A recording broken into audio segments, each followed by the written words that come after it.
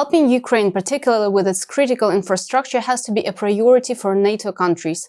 This was stated by the Secretary General Mark Rutte. He noted that the issue of air defense was raised during the NATO-Ukraine Council the previous night, when the Ukrainian Foreign Minister underlined that the country needs at least 20 systems to protect its strategic energy facilities. Now there is a specific need on the energy infrastructure, because what Russia is trying to do is to weaponize winter again in this fight against Ukraine. So this was discussed last night.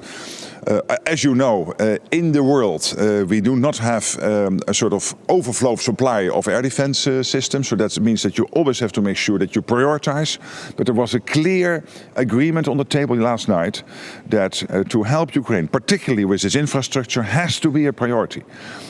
And I'm confident that allies will follow up in the coming days and weeks in making sure that whatever they can supply to Ukraine will be supplied. Meanwhile, the Lithuanian Foreign Minister Gabrielius Landsbergis stated that a better and indeed cheaper way to supply security guarantees for Ukraine is through NATO Article 5. This provides that if a NATO country comes under attack, other members of the alliance are obligated to respond. He added that it's very important to shatter certain illusions that have been spread around. One of the illusions is that somehow it is possible to settle the war in Ukraine outside the battlefield. And therefore, I think it's very important to say that the war itself, the conflict itself, will only be settled in battlefield.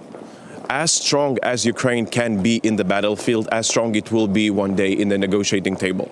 There is no other way around. I think it's an illusion to say that we are unable to supply Ukraine with what it needs.